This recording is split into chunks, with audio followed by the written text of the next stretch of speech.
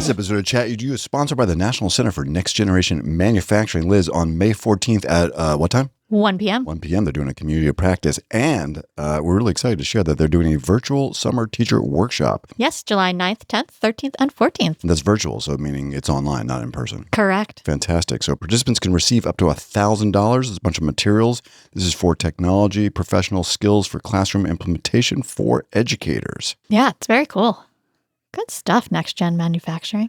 You can learn more at nextgenmfg.org. Sounds good. Liz, podcasts are mostly an auditory medium.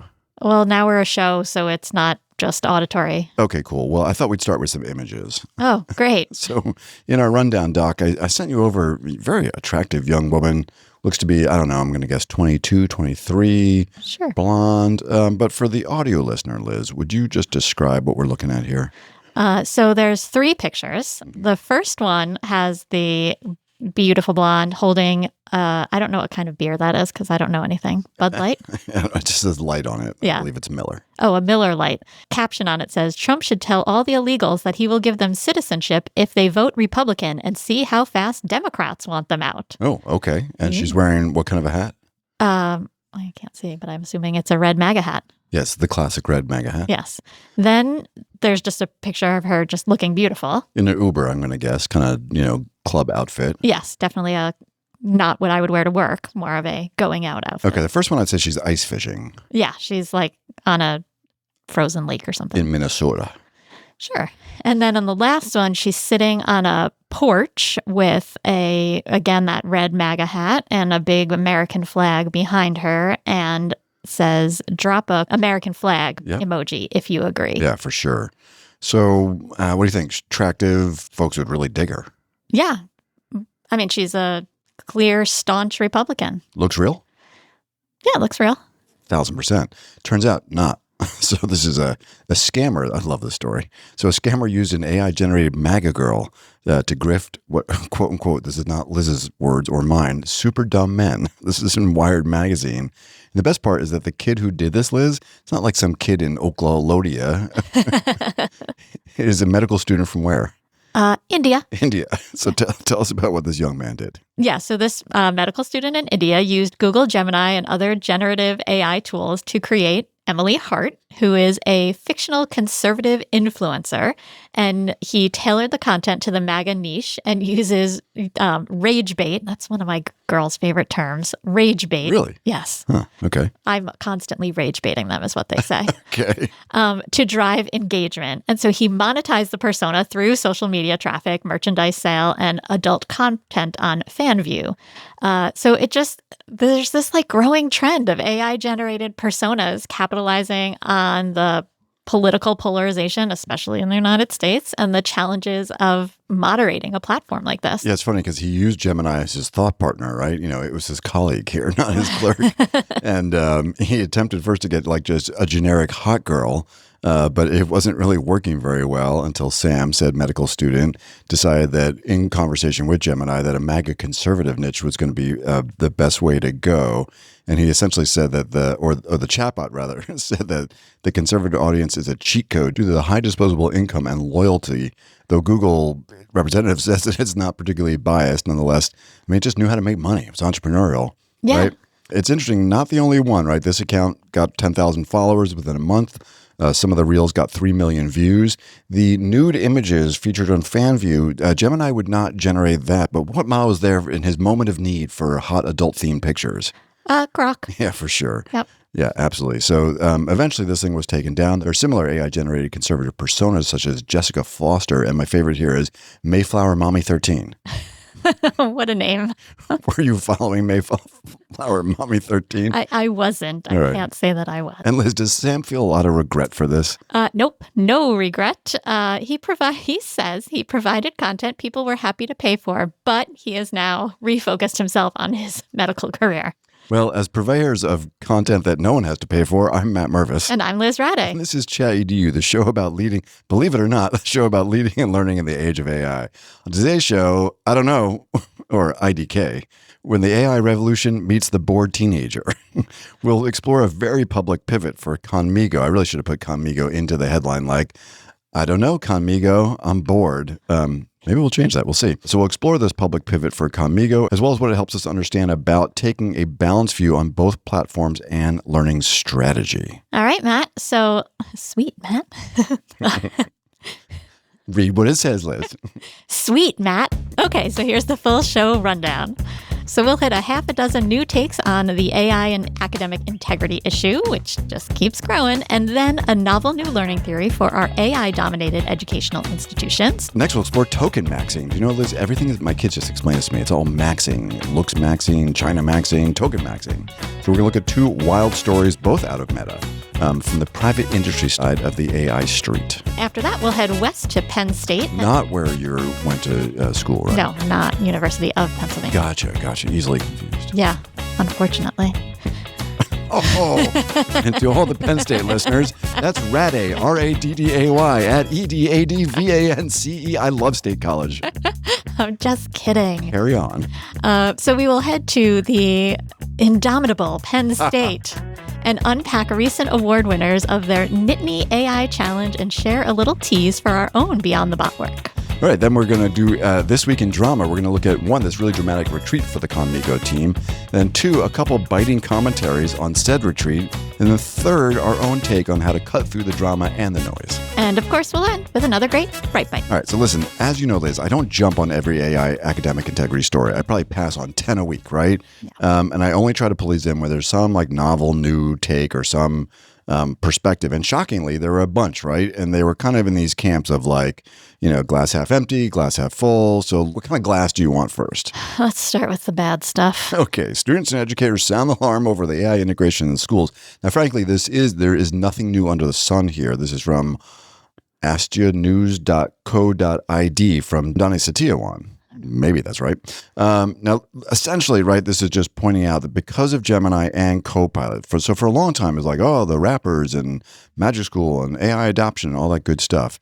But in reality, the story really focuses on a school in New Hampshire and does retread a bunch of stuff that we've tread before. But I thought interestingly made the point, because Google's Gemini is so deeply embedded now in Drive and across Chromebooks as devices, that we're like hitting near universal access with AI in schools, right? And all the, in this case, the concerns, but I would argue the opportunities and concerns that comes along with that. So you can dig into that story from New Hampshire if you're a Granite State kind of person. But second here, really interesting, is that tools are increasingly becoming available to parents to help them see what's going on said Chromebooks, right? Yep. So what do we got here? So this is about the tool Securely, and this is from PR Newswire. So Securely has announced Parent AI View, which is a new feature within its Securely Home app designed to give parents visibility into their children's AI interactions on school-issued devices. So the tool aims to foster partnership between schools and families as all these state lawmakers introduce the over 50 bills regarding AI in K-12 education. So it tracks usage across major large language models and the integrated ed tech chatbots, providing alerts for safety or wellness concerns alongside AI literacy resources. So a couple things are coming together here, right? Like the parent concern, the anxiety, the screen time, the AI anxiety. And Securely is like, I see a market opportunity, and it's quite clever. And frankly, Securely did something a couple weeks ago that we covered where they released like the gabillion chats that they had and tried to categorize them, which is one of our favorite activities. All right, so Parent View provides insights, as Liz said, into these usage and triggers and alerts, covers all the biggies, including the littlies. And school districts can provide AI literacy. I thought this was interesting. So school districts can provide AI literacy and digital citizenship resources through the platform. So not only is it a monitoring tool for parents, but it's also a literacy curriculum. Yeah. Right. And so the company reviews 75 million daily student digital activities. They are sitting on a treasure trove. As the director of research and innovation, wouldn't you love access to that fire hose? Oh my gosh, yeah. How cool would that be? So cool. We work with a lot of districts that have Securely on their school-issued devices, so we haven't heard anybody kind of rolling this out yet, but I'm sure it won't be long. Well, because it says PR newswire, it means it's a press release. And so I think it just came out. All right. I'll be curious to see where and when it does show up. All right. So speaking of those 50 laws, right, one of them that we've covered, and this is also an intersection of a couple different things. So Utah is limiting AI grading. They're also doing some screen time restrictions, but then there's a little cool caveat in there that, frankly thought was kind of neat. So the title is Utah Law Limits AI Grading and Restricts School Device Access, from Governor Spencer Cox. What did Governor Cox sign? Yeah, he signed legislation prohibiting AI from grading student work or making high-stakes educational decisions. So similar to the New York City red, yellow, green traffic light thing. Yep. Right. The law restricts digital device use for K-3 students and ends one-to-one take-home device programs for grades 4 to 6, which reflects this growing bipartisan movement across 17 states to limit screen time and tech dependence in schools, even though at the same time we have all of these people, including the president, advocating for AI in instruction. That's very U.S.-centric of us to say the president. Do you mean President Donald Trump? I do. Yeah, well, what if you're a listener in Australia? Sorry. Yeah. All right, so lawmakers, as Liz said, in 17 states, both political parties have introduced these screen time limits, something that's going to be a big topic of conversation for us at our 6th sold-out conference this coming Friday, the day that this podcast released. Proposed state measures include allowing parents to opt out of tech-driven assignments. This I'm seeing more and more of. Actually, the city of Los Angeles just did a kind of a ban or limitations for kids first grade under. But it's going to be very interesting to see examples of these opt-outs. I think it's going to cause a little bit of chaos inside some schools. But Liz, there's an interesting little carve-out here for this Utah screen time and no AI grading. The no AI grading thing and the high-stakes decision, I mean, we just glossed over that. But yes, right, 100%. We agree.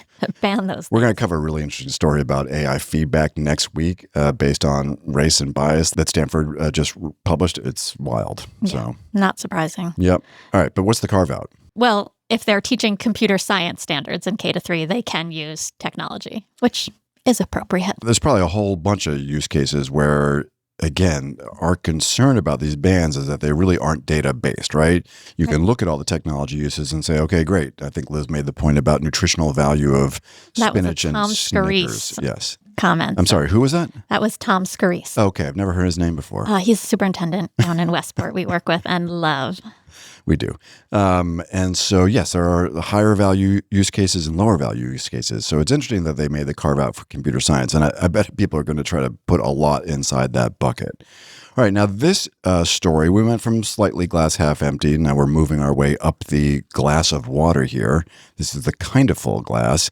It's really interesting. We've covered age verification in a couple different ways here, but the EU has put out a European Union-wide age verification tool, hoping to solve some problems, although it may cause some problems too. This is from Wired Magazine. Tell us about this one, Dr. Rade. All right. So the European Commission launched this new open source age verification app, which is designed to help online platforms comply with the Digital Services Act to confirm user ages without sharing personal data, although your age would be personal data. Yeah, but I guess not the rest of it. Okay, sounds good.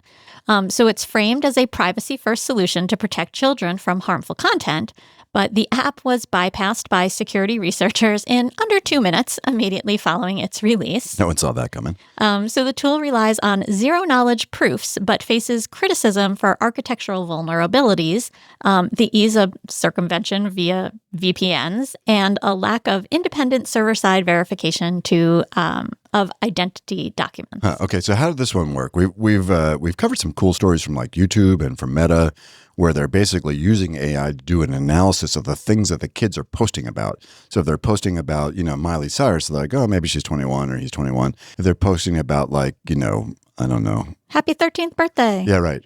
Or the backyardigans. I think it's probably not a thing. Or Pokemon cards. Like, maybe this kid's not 21. Right. But this is different. What are they doing here? So the system's designed to be simple. Users upload an identity document like a passport or a national ID, or use a QR code from a third party like a bank or a school. Yeah, some of those kids aren't going to have that, right? Right, to attest to their age. Okay. And so to verify the user, the app performs a face scan to ensure the person matches the provided document before sending a simple yes or no confirmation to the platform. So civil society groups and researchers have warned that the app represents techno-legal solutionism. I love that term. Yeah, you said that well. Arguing it may create new privacy risks and exclude millions of Europeans who lack smartphones or government-issued IDs. So more than 400 privacy and security researchers had previously called for a moratorium on the app's deployment until the underlying technology for age verification reached a more stable and secure state. Okay. It is super interesting how the EU has been so aggressive around data security and privacy, but it does seem to come with some hiccups as well. And then we have the Wild West approach here, at least on the other side of the pond. I was just with someone who said that middle schoolers love the VPNs, that middle schoolers are really good at living on VPN world. Oh, it was when we were doing the conference with the AI Resc. Oh, yes. We had a really nice time with the Resc Alliance, which is the 6 regional education service centers. And we were really delighted to be part of their consortium conversations. So thanks for having us. All right. Now, Liz, the glass is just about full. I thought you'd really enjoy this story. This is from the Boston Globe. You familiar with that city? The Boston Globe. Hey, I was ruining my college philosophy classes, so I assigned a new kind of essay. Yeah, I did love this. Isn't it great? Tell us about what Tom Kaspers did, Liz. Okay, so he's not actually from Boston because this took place at the University of Chicago. But it was in the Boston Globe. Sorry, can I interrupt for a really quick story? My sister got married, and I was out in Phoenix this weekend, and I was talking she's the chief of staff for a medical dean in Phoenix. The deans move around a lot. And so the wife of the dean said to me, oh, we moved from Boston to Chicago, apropos of the story.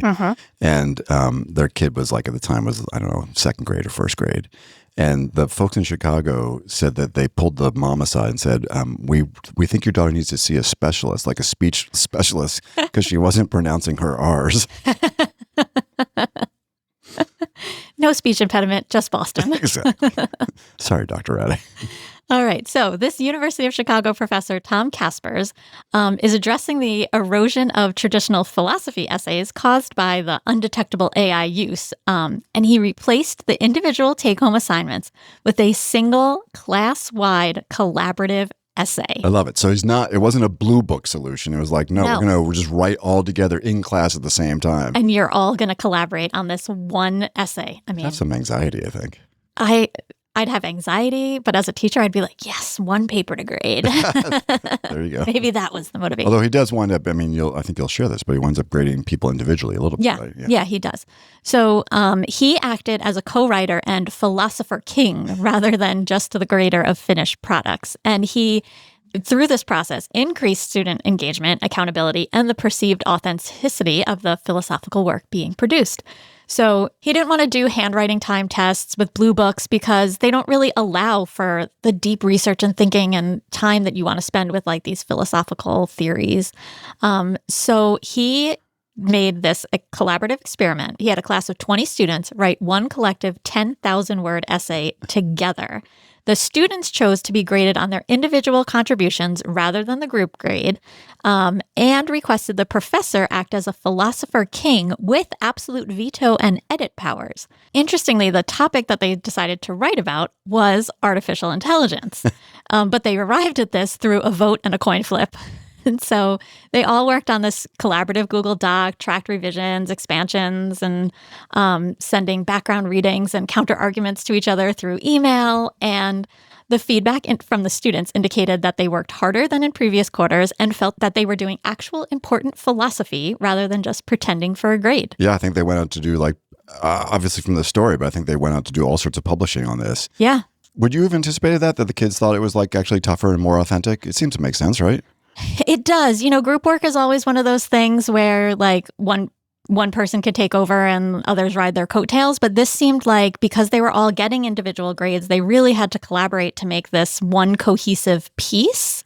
Because I'm sure while they were being graded individually, I'm sure there were pieces that it couldn't just seem like 20 different essays smashed together, right? So I think this would be so fascinating. Yeah. So folks out there in ChatEDU land, try it out. See what you think. Let us know. Yeah. But we thought it was a really cool strategy.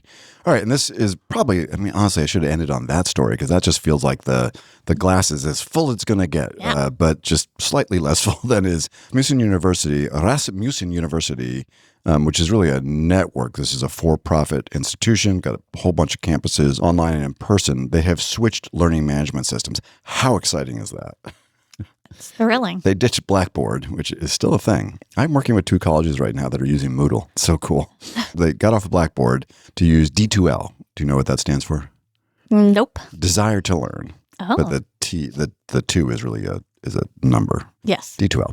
And so they're using a thing called Brightspace to leverage AI-driven content creation for personalized learning. This came up in a really interesting way with Kavita Guy from Nectar. Mm-hmm. And we were asking a little bit of Kavita because she's embedded her AI tool mostly at the higher ed sort of setting inside the learning management systems. And I basically said, like, Kavita, what happens when the learning management systems themselves, Canvas, D2L, even Moodle, wind up building those rich integrations on their platform? And so we'll keep an eye on this. I mean, you sort of see it in Google Classroom with GEMS and Notebook LM. So we'll have to see where this goes, but interesting stuff. All right, Liz, do you know what the world needs now? Probably not another AI literacy framework or... No, it's not that. Okay. You don't want to sing it, by the way? What the world needs now. This is not a singing podcast. It's a novel learning theory about what learning may look like in an AI native world. This is called agentivism, a learning theory for the age of artificial intelligence. So Liz, I don't know if you're a deep practitioner of agentivism, but tell us about it. So the authors propose agentivism, which is a new learning theory, arguing that in an era of agentic AI, performance is not the same thing as learning. Because AI can now handle complex cognitive work, learners can produce high-quality results without actually gaining new skills. Get out of here. I mean, that's pretty true. So agentivism defines true learning as the process of selectively delegating tasks to AI while using critical thinking to verify, rework, and internalize that output into durable human capability that lasts after the AI is gone. All right. Now, this is a perfect opportunity because you and I both had like very intimate and romantic moments. No, I'm just kidding. With Claude Cowork over the weekend. Oh my gosh, Claude Cowork. Which is kind of like, and it represents this type of workflow. So where you give this thing a task and a whole bunch of steps and it kind of does it independently, but you interact with it a little bit. I actually lit up this thing called Dispatch where it would like text me on my phone while it's working downstairs on my computer. So let's walk through the framework and then see if it stands up for us in the world of Claude Cowork. Okay, so the first thing is the delegation choice. Learning is defined by what the human keeps and what they offload. If AI does the thinking, the human only practices selecting, not solving. Okay, do you want to say what your Cowork task was? Sure. I had to fill out a whole bunch of tables based on a whole suite of 4 different documents that had way more data than I needed. And so I asked Cowork, I gave it the table that it needed to fill out, the town that it needed to fill it out for, and then those 4 documents. So it had to go find the data to put it in these tables. God, this is brilliant. Like, who came up with the idea that you could use Claude Cowork for this? You, Matt. Right? Live in the middle of a training, too. It was great. It was great. It was great, actually. All right. So it says that human practice is the selecting, not the solving.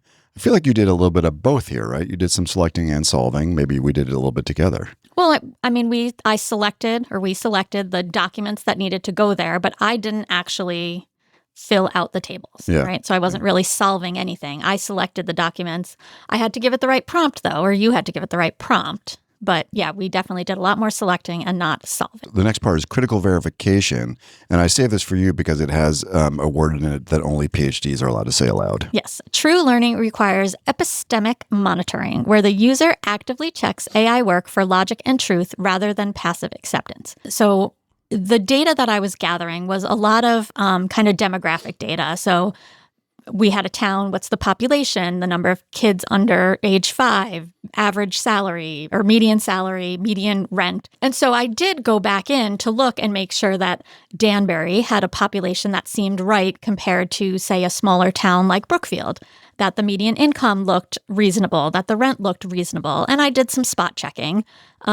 Because these are important tasks, because these documents will be used to do an actual needs assessment. So yeah, I did some of this monitoring. All right, so critical verification, Liz for the win in this whole world of agentivism. Now, in my case, just because you were curious, even though you didn't ask me what my task was, I had 11 individual PowerPoint decks They were on disparate topics, and some of them didn't have very many slides. A lot of them were generated with Notebook LM. This is sort of like this new way that I've been doing a little bit of like thinking, storytelling, blah, blah, blah. But I was daunted by the idea of putting the 11 decks together in a coherent and thoughtful way. So I loaded all 11 up into Claude Cowork, and then I described a pretty, like useful prompt. I said, this is the keynote. This is my arc. This is what I'm trying to do. Can you go ahead and put these together in the appropriate order? It was wild. And it came back and asked me some questions. It's like, on this slide, you have this, and then you have these redundant slides. What do you want to do about this topic? Because it seems like an outlier. It wasn't covered in your arc you described to me in the prompt. And it was like a multiple choice the way it did the Q&A. I mean, just freaking brilliant, quite honestly. But I had to totally look at it because, some of it was right, some of it was wrong, some of it made me rethink. So yes, lots of critical verification going on. All right, then we got the reconstruction step. Right. So this is to make knowledge stick. Students must rework AI output in their own words, transforming a machine's draft into a personal skill. So I think you just described that beautifully. Did it a bunch, yeah. I have not done anything with these tables, and I personally probably won't. So that data is not going to stick for me. Like it was a task that I'm handing off to the next person that will do that. Which I think is fine, right? I mean, this is a learning theory. You were doing something administrative. I was doing something that required like a little bit different kind of like cognitive engagement. So I think the task winds up being pretty important here, which, is true all the time, right? Then you get the power down test. And so that says that you've only learned if you can still explain or adapt the task when the AI support is reduced or removed. So that would be you being able to use that deck without AI telling you why it put each slide in there. Yeah, I mean, what we're doing right now at some level is the power down test. Right. Or then finally, process-based grading. And so because final products are now AI vulnerable, assessment should focus on the student's process, how they prompted, verified, and edited the AI. So, I mean, yours is pretty authentic because you're going to give, if this was all a task to be graded, you're going to go give a keynote based on those slides. And that's today. So that's really authentic. But if your final thing was just to hand in the slide deck, the teacher would be looking at the process. So how did you get to this slide deck, and looking at that conversation you had with Cowork. The back and forth with Cowork, I did a second task where I do the school nurse survey for the state and gather concussion data. Lucky you. Have a variety of jobs, but this survey is extremely complex because the nurses have to collect data from all of their schools. So if you think about a big district that has, even a small district that has 4 or 5 schools, they have to all gather this data. And so it comes in the form of an Excel spreadsheet. And we made a lot of updates this year. So I needed a new Excel spreadsheet that would gather all of this data and sum it up so that the school nurse that actually enters the survey has the right data. Okay. And I gave it these instructions. I gave it the old Excel spreadsheet, the new survey, blah, blah, blah. And then I said, ask me questions before you do this task. And it was so cool because the questions were multiple choice. They were like exactly what I was needing to make it clearer. And that was like just chef's kiss. I love it. Yeah, so really interesting, right? This agentivism. And in reality, we're describing adult work and adult learning theory and adult cognition that's going along with this. We don't really have students yet. I mean, if you sort of think of the progression of AI, students are mostly using either guardrailed or open frontier modeled chatbots. They're not doing a lot of agentic work, but they probably will be. They're doing a bunch of agentic work that's outside of school that's not sanctioned, right? Including like agentic browsers that just fill stuff in for them. But this we may find that this winds up being a pretty useful framework to think a little bit about what does learning look like in a world where there's multi-step processes going on, probably more at the high school and college level, but nonetheless pretty interesting. So we will drop that link, as we will drop all the links into the show notes. Good stuff. All right. It's funny too on Anthropic, come sue us. We're all sharing an account right now, which is I think $100 or $200 a month. You need more. But it's you using Cowork, I'm using Cowork, and then really the person who uses the most is Justin Pascal in our office, who's doing a whole bunch of really cool AI-assisted coding on Claude Code, but it all shares the same account. And I feel like we have this text chain going between the three of us being like, who's going to blow all the tokens and leave someone hanging, unable to do their work? So speaking of tokens, 2 quick stories from industry. Welcome to the slop KPI era, how token maxing is making AI worse. The keynote this morning is about balance, and I'm actually using this as one of the stories and examples because some stuff is just so out of whack, right? So we talked about how in Meta, you can get like a bonus if you use more tokens. And so this is essentially becoming a thing where people are hoarding tokens, right? This is from Port of Context, which is a cool story. Welcome to the slop era. Industry leaders and engineers are increasingly using token maxing, the high volume consumption of AI tokens. And I guess we should say here that a token is basically a unit of measurement. It equates to like words or assets that go into a context window, but it's how you measure how much you can use the AI. So the shift towards slop KPIs rewards waste over quality, leading to context bloat, which is just the window where stuff goes in. Essentially, people just like using as many tokens as they can because they're being judged on token use. So like the CEO of NVIDIA, Jensen Huang, said, he would be deeply alarmed if a $500,000 engineer did not consume at least $250,000 worth of tokens. It's like, they're making this race that's not based on anything other than volume, which is, what's the word I'm looking for? Dumb.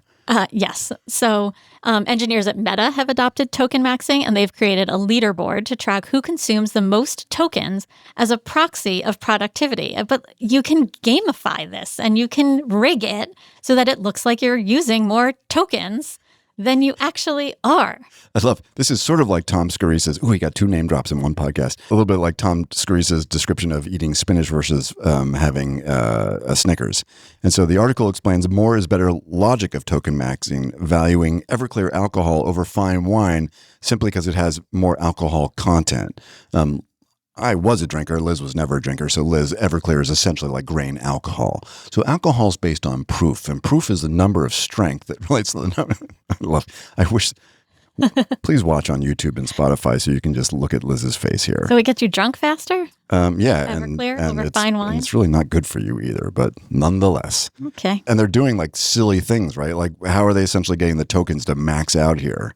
They're not like writing high quality code. No, they're transcribing literature into different languages. They're, just doing these tasks that they don't even need to do. No one needs to transcribe literature into another language. Just to use tokens. But if you have it on your computer and it's doing that task, it's using tokens. Yep. And so it makes you look like you're doing more. So the author introduces what they call a slop index, which is a proposed evaluative layer that requires human neurons to determine if it is useful, stupid, or hallucinating. All right. And the second, real quickly from Meta, I'll just describe this. This is in Business Insider, but so the models, the labs want to train on everything they can, whether it's world models that are experiencing the world around us, or Block's world model of their company, or all the words on the internet, or all the videos on YouTube. So in the world of AI agentic stuff, like we were describing with Cowork, part of what the computers are doing in these models is what's called computer use, highly sophisticated terminology. It's literally how you use your mouse and you use your keyboard and you interact with the GUI, the graphical user interface. And so Meta, to increase the training that they have going on, and now they're essentially spying on all their employees. So Meta is now mandating what's called Model Capability Initiative, or MCI, to track mouse movements, keystrokes, screen content. And they're using it all as training data for computer use. So all their employees are now become guinea pigs for training on their systems. And the workers are, what's the word, Liz? Not happy? Yeah, they're not into it. They try the number one query on how do I opt out? And they're like, there is no opt out. Yeah, exactly. But Meta does say that there are safeguards in place to protect sensitive content, and the data is not used for the purposes other than AI training. So we're not going to use it to spy on you, just to eliminate your job. Right. Just to train on you. All right. All good stuff, Liz. Now, that did not feel like glass half full.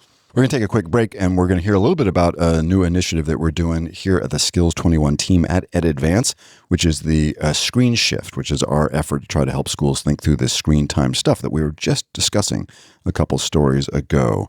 But before we do that, Liz, what should people do? What should the people, dear listener? They should watch Bridgerton, apparently. But that would be dear reader. Oh, sorry. What they should really do is find a gaggle of friends and tell them to like and subscribe and give us a 5-star review, so that we can keep feeding the algorithm and growing. I like sometimes when you go, feed the algorithm. Feed me. School districts across the country and the globe are working to balance growing community concerns about digital wellness with the very real need to build AI literacy and digital fluency.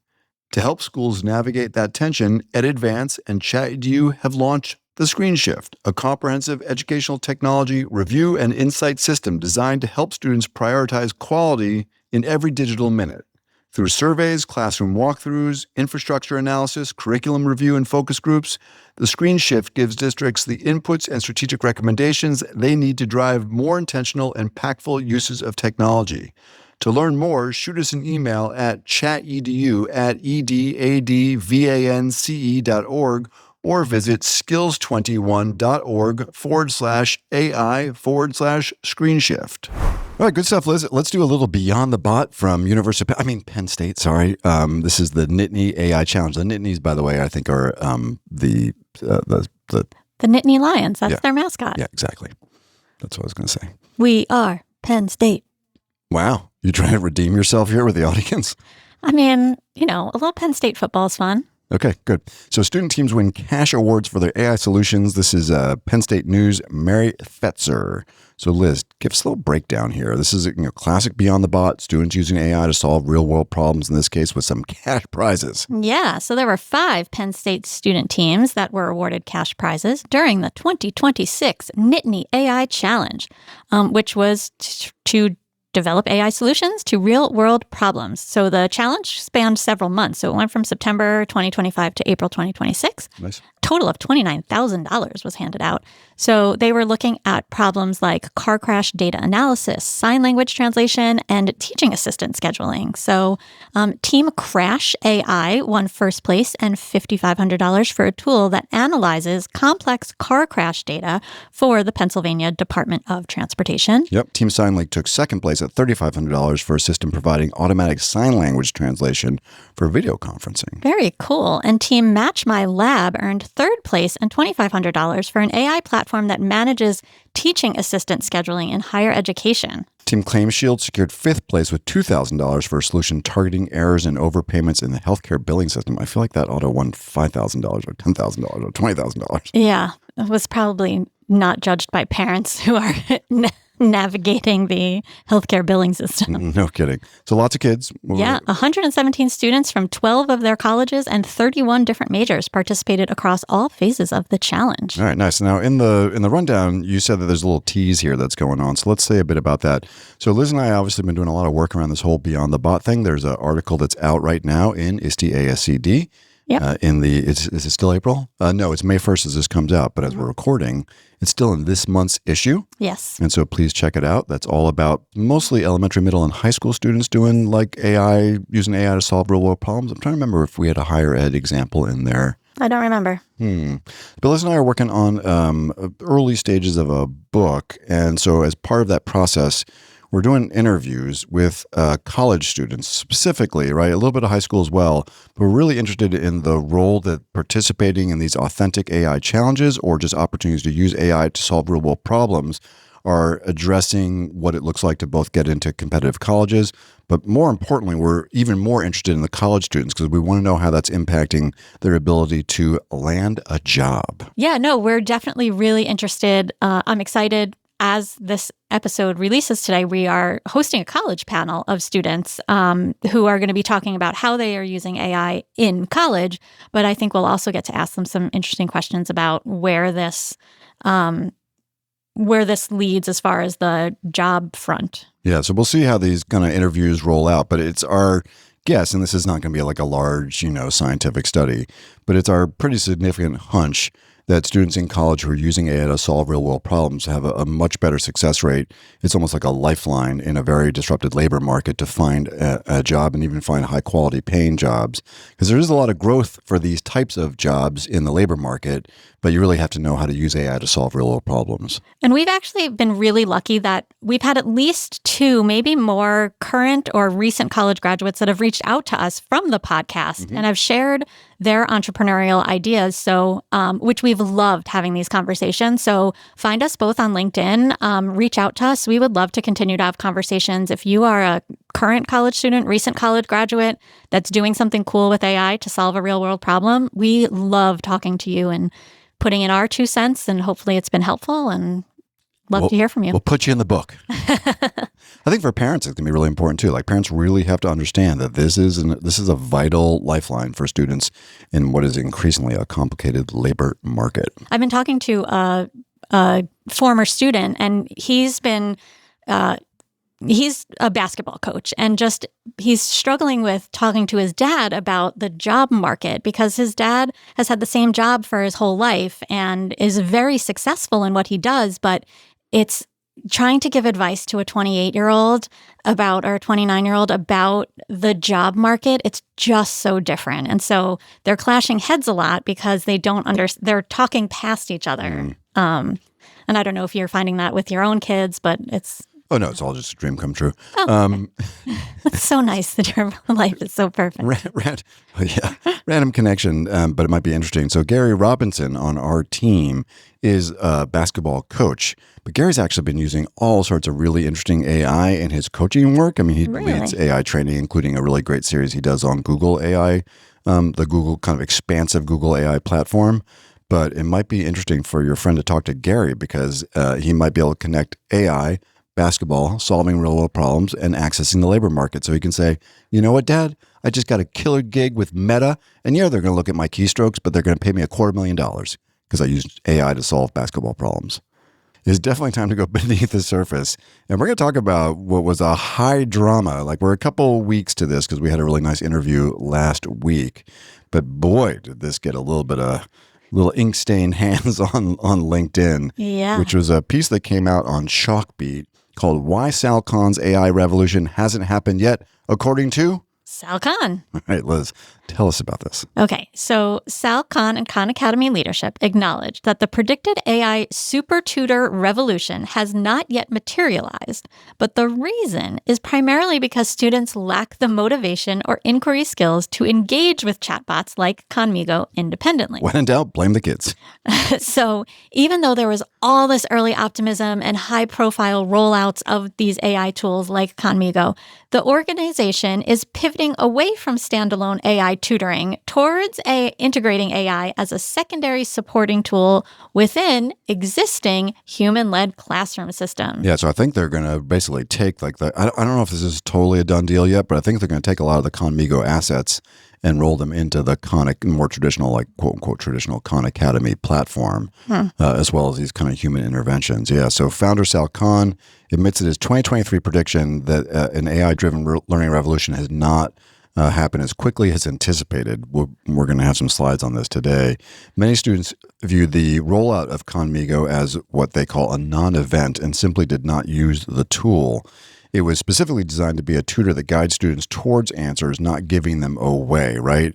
And of all the wrappers, which Khanmigo and Magic School and School AI and Snorkel and blah, blah, blah, this is the one that felt the most like a teacher, right? Because it's really good at not giving the answers, but giving clues. And they worked really hard. I mean, honestly, they got math better than anybody else did, right? But nonetheless, they talk a little bit about one of the teachers who was an early adopter, Kristen Musil. What's she have to say? Yeah, I mean, she's a geometry teacher. She essentially stopped using Khanmigo because the students found it frustrating and they lacked the engagement needed to know what questions to ask. And this is just not surprising. So the Khan Academy's chief learning officer, Kristen DeCerbo, noted that students are not naturally skilled at asking the high-quality questions required for AI to be effective. And this is something that has really stuck with me in the last couple of months, is that kids are not really great at asking good questions. They're really good at answering the questions teachers pose. And so now when they're put in the position of being the question asker, they're struggling. So I've been teaching more and more schools the question formulation technique because we've got to get kids asking questions because that all leads to the ability to be prompters later. This showed up pretty early. There was a study that came out of Newark with Khanmigo in almost 2 years ago now, and they called it the 5% problem. There's a group of kids that knew how to do school. They knew how to ask questions, whether it was to a teacher or a chatbot, and they were just going to town with this thing, super helpful for them. But many kids really struggled. Now, whether it's fair to blame teachers or blame students, Because in reality, I mean, I don't know that this is happening as much inside Magic School and School AI, but those systems feel closer to ChatGPT. 10% of the world's population is using ChatGPT right now, and 1 out of 10 of every one of those queries is asking a question. So it's not like people don't know how to ask questions inside a frontier chatbot, even if it's like, hey, how do I solve my homework problem here? Right. Well, here's the answer. But in this kind of a thing that looks more like doing school, kids really struggled for sure. Now, this was not like when a tree falls in the forest. Does anyone hear it sound, right? So No, a couple people everyone picked heard up on it. this thing, right? Yeah. So we this episode would go on for hours if we read all the, kind of critical commentary and some degree celebrating the failure of Conmigo that Sal Khan and Kristen DeCerbo are reflecting on. Maybe failure is a little bit of a harsh word, but like just not hitting the metrics that they anticipated. But I think chief among them, I saw this faster than anyone else, is Justin Reich from MIT. So I don't know, Liz, maybe a slightly dramatic reading here. All right, so here's what Justin had to say. Dr. Reich, I'm assuming. So, Sal Khan downgraded AI from, quote, "We're at the cusp of using AI for probably the biggest positive transformation that education has ever seen," to, quote, "I don't view it as the end-all and be-all."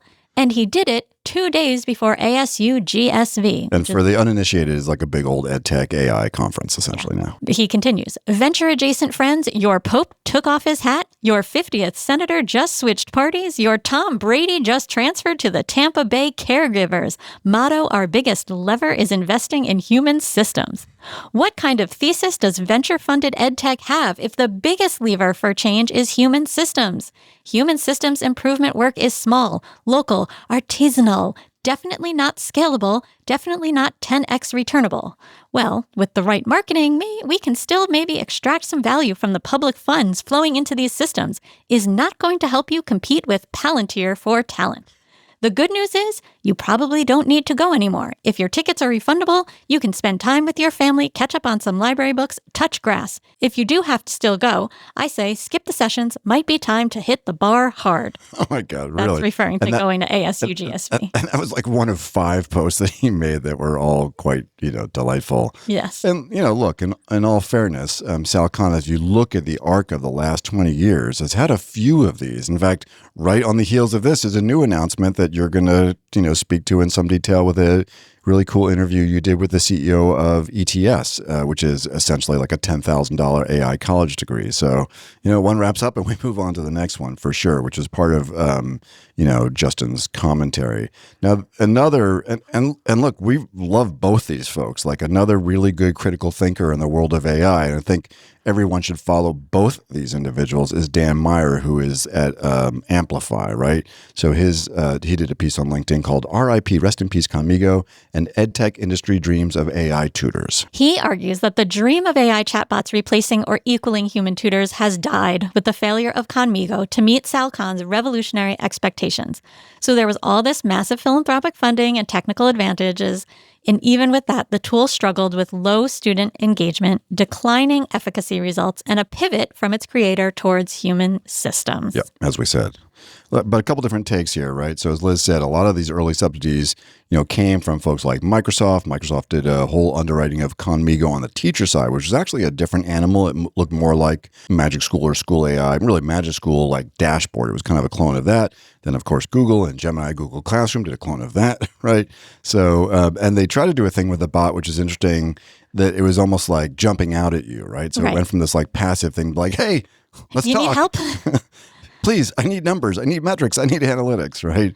Now, DeCerbo, who we mentioned before, noted that the kids very oftenly just typed IDK, which in kid speak stands for... I don't know. Yeah, hence the title of the episode today. I mean, I think I can see that, right? Like, even when you are a human, and I mean, I taught math for years, and I would ask my students, like, where are you getting stuck? I don't know. I just don't know how to do it.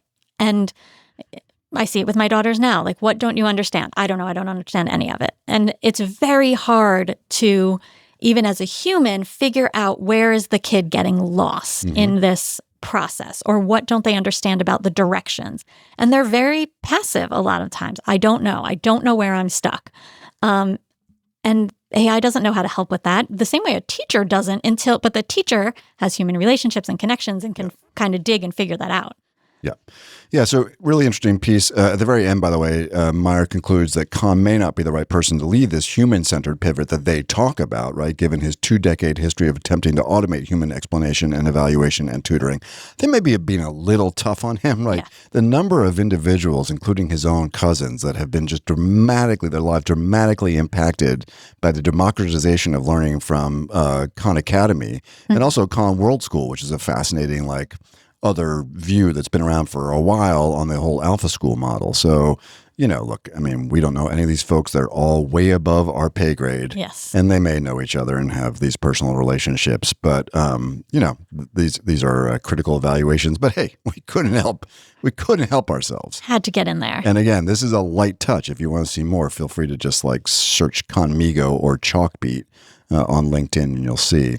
But it's interesting too, right, Liz, because in reality, this is Conmigo's experience, but it's not been Magic School's experience. Not all of the wrappers are designed the same way. And the fact is, Magic School had to turn off or at least constrain the ability for students to use Magic School after school hours because they were worried. Now, at some level, they may have been worried about the unpredictability of the models, but nonetheless, kids are using these tools in big numbers. It's a lot about the design and the user interface and what the tools will and won't do. You really needed to be an engaged learner for Conmigo to work for you. And I think there are just more guardrails and scaffolding. I think that's the right word. There's more scaffolding on some of these other models, so they're easier to use for students. Yeah, but it won't come as a shock to anyone who listens to the podcast regularly that we believe, at least over time, as we have kids move through high school, that they simply need to be in a frontier model. Mm-hmm. And the reality is that the engagement in the frontier models is high of all demographics, right? We don't have the type of constraints or scaffolding that goes on there. Now, at some level, that's leading to kids using AI in inappropriate ways.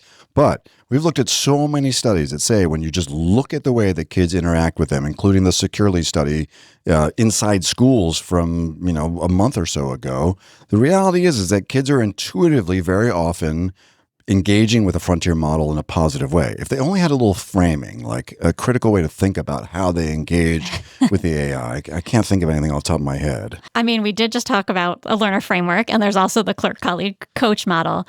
But I mean, I'm thinking about that learner framework that we literally talked about 10 minutes ago, and how, if students just want the answer, they've offloaded the cognition, they're getting the answer, they won't be able to do those other tasks, where if they use the AI to be able to then reassess it, think critically about the output, and then own it. Some of it's about what the kids value. And, if they don't think that math is valuable and they just want to get to the answer and they're not going to own it, that's on them. Or do they need to own it because eventually they're going to have to take a test on it on paper and pencil, and so they have to figure out how to own it? Or is it just a hand-in task that, if they're not going to be pressed, they don't really care? Right. And if they have an understanding that, if I click on guided learning inside Gemini, I'm going to get the ability to practice so I can do okay on that test, or I just learn how to engage and prompt the system in a way that's going to help me do that practice, or use the SAT review. So I think, if we spend a little bit more time just working on these frameworks, clerk, colleague, coach, agentivism, whatever the case may be, to help students think about how they use a frontier model. And look, the frontier models still suck, right? It's still like a text in, text out framework. But what about when this thing looks like, and I know you don't love these things, but world model, world model, or something that pops off your phone, or something just that's more immersive or engaging, right? So I think we're in the earliest days of these things, and we make these massive declarations about, the future of learning. And in reality, it's too early to tell. But when you look at the numbers inside the frontier models, I think you gain a lot better useful insights than whether or not it's a Chalkbeat article on Conmigo, this very narrow and constrained system, quote unquote, failed. So we will see where it goes. Right. But Dan Meyer, Justin Reich, thanks for the drama. That was a lot of fun. All right, Matt, now it's time for another Bright Bite. Liz, what's a Bright Bite? Oh, I thought you were going to tell me what a Bright Bite is. A Bright Bite is where you're seeing examples of AI being used for really important things, like cloning Mark Zuckerberg so he can show up as an AI. Oh my gosh, meeting, I'm not going to ask you to token do maxing. anything ever again. It's where we see examples of AI being used in meaningful ways in health, in science, in culture, in natural disaster recovery, and all reclamation and all these good things. Yes. So this Bright Bite is Google.org Impact Challenge AI for Science, and it comes from Google.org, where they have launched a $30 million global open call to support nonprofits and academic institutions using AI to accelerate scientific breakthroughs in health and climate. So selected organizations receive between $500,000 and $3 million. Nice. In funding, technical mentorship, and cloud credits to pursue high-impact research. So applications are, applications close today. So you got an hour. So participants may join a Google.org accelerator for 6 months of pro bono technical support from Google experts and access to Google Cloud credits. This whole program focuses on leveraging generative AI and agentic capabilities to solve pressing scientific challenges. So these projects need to demonstrate scientific ambition, innovative and responsible use of AI, feasibility, and scalability. All right. So listen, if you have something in mind, just put like a Google alerts on this thing for next year. Yeah. Previously funded work examples are a microbiological emulator at spore.bio, which detects antimicrobial resistance, and a Google Maps for human tissue at the Technical University of Munich. Love it. Such good stuff. It is interesting how much of a concentration there is around Google and Bright Bites, and I think that's in part because of the DNA of the deep lab, like the metaphorical DNA of DeepMind's work. But yeah, it's fun. Do you have people come up to you, by the way, and like just Bright Bite has become just like synonymous for AI for good or positive use cases? And I have a lot of people who come up to me and say, "Oh, I love the Bright Bites." They are really cool. Yeah, and we save them for the end. We do. It's like it's their dessert. It's like a digestive. A digestive. See, we start talking about Everclear and we'll end with a digestive. All right, Liz, fantastic stuff. Well, we will really enjoy being with our colleagues today, this morning, for those of you who are listening on Friday morning, at the 6th sold-out AI in Education Conference. We've got one scheduled for the fall. I think that's already on the books. And so if you're interested, if you were not able to come to our version of ASU GSV because you couldn't get the airfare or get in, we will have that up on the EdAdvance webpage under the Artificial Intelligence tab, so you can register for the fall. We're really grateful to folks who are both presenting and attending from outside the region, as well as everybody inside the region, for sure. Cool. Doc, it must be now, in fact, time to roll the credits. As always, we'd love to hear what you think. So please let us know at ChatEDU@edadvance.org. That's EDADVANCE.org. And also, rate, review, and subscribe to the podcast on whatever platform you are using. ChatEDU is brought to you by EdAdvance, the nonprofit regional education service center in Litchfield, Connecticut. This episode of ChatEDU is sponsored by the National Center for Next Generation Manufacturing. ChatEDU is recorded, edited, and produced by Andre Angelo and Justin Pasco, whose dedication and expertise bring our discussions to life. ChatEDU's executive producer is the multi-talented rock star Cameron Audia. Additionally, we are grateful for the support of our colleague Gary Robinson, and we appreciate his time and talents. And of course, a big ChatEDU shout out to our fearless leader and executive director, Jonathan Costa, for inspiring the pod. And finally, a heartfelt thank you to our listeners for joining us on this journey exploring the thoughtful and innovative integration of AI in education. Hello, everyone. My name is Jonathan Costa, and I am the Executive Director at EdAdvance, and I want you to know how much we appreciate our listeners. If you enjoy the podcast, feel free to explore EdAdvance's other AI services, which include customized professional learning of all kinds, conferences, our new middle and high school student AI literacy course, and our Educator and Leader micro-credential, co-sponsored by the Southern Connecticut State University Office of Workforce and Lifelong Learning. Just visit skills21.org/AI to learn more. That's all for now, and thank you for listening to ChatEDU.